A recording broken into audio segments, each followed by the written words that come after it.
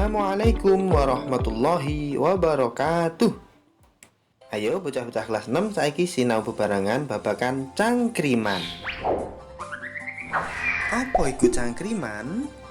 Cangkriman yaiku unen-unen sing kudu dibedhek utawa digoleki batangane utawa maksude. Mula saka iku cangkriman uga diarani bedhekan utawa batangan. Nah, cangkriman kuwi wujude ana papat. Apa wae? Ya saiki disinaoni bareng-bareng. Sing sepisan, cangkriman sing wujude wancahan utawa cekakan, singkatan ya. Tuladhane piye? Tuladhane mengkene. Wiwa wite, les bodhonge, karwa pake. Apa batangane? Batangane wiwa wite kuwi widawa wite, les bodhonge tales amba godhonge, karwa pake cikar dawa tipake. Sapa sing tau ngerti wite wi? Nah, wi kan dawa wite, ya. Les bodhonge tales kuwi amba godhonge. Ngerti ta godhong tales? Amba. Karwa pake cikar dawa tipake.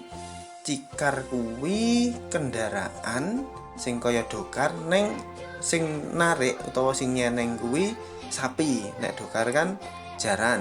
Nah, nek cikar kuwi sapi. Nah, tipake kan dawa mergo mlaku terus ya ta. Nah, contone maneh, Pak Boletus. Apa batangane? Pak Boletus kuwi batangane tipak kebo lelene 100. Nah, kebo kuwi seneng koceh utawa dolanan ning banyu sing akeh ndute ngono kae. Nah, lele semono uga seneng ning banyu sing akeh ndute ya ta. Makane diarani utawa ning cangkriman Pak Boletus. Nah, tipak kebo lelene 100. Sing kaloro, cangkriman sing wujude pepindhan utawa mirip utawa irip-iripan. Contone sega sekepel dirubung tinggi. Apa batangane? Batangane salak. Kok iso? Mergo salak kuwi kan gedene sak kepel. Ya ta? Nah, dirubung tinggi jaman biyen kuwi nek wong sing kurang sregep resikan ning dipan ngono eneng jenenge kewan tinggi sing nyokoti wong nu iso gatelen. Nah, makane jaman biyen diarani sega sekepel dirubung tinggi kuwi batangane salak. Tuladhane maneh. Gajah nguntal sangkrah. Apa batangane? Batangane pawonan. Sangkrah itu kan kayu ya toh. Nah, pawonan kuwi kan sing disugokne ngono kan kayu.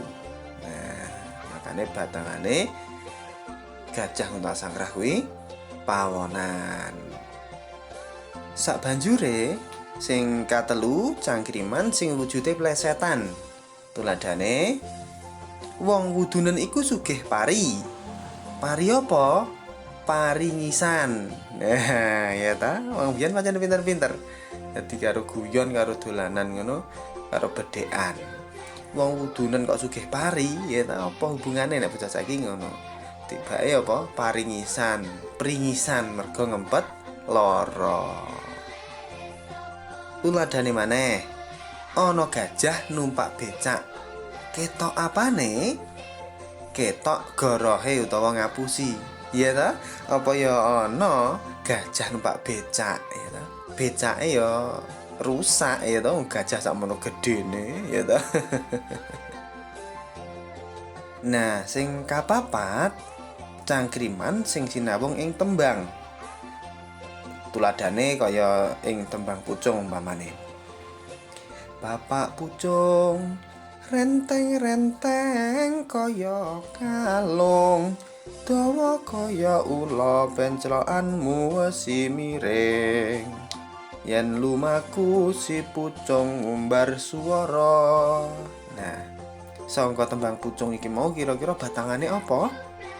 Batangane sepur. Ya, renteng-renteng kaya kalung.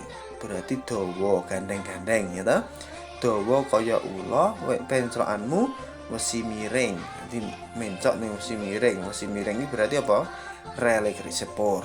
Yen lumaku si pucung ngumbar swara, suarane banter.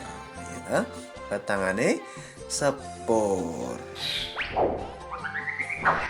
Nah, kaya mengkono mau pasinaon babagan cangkriman.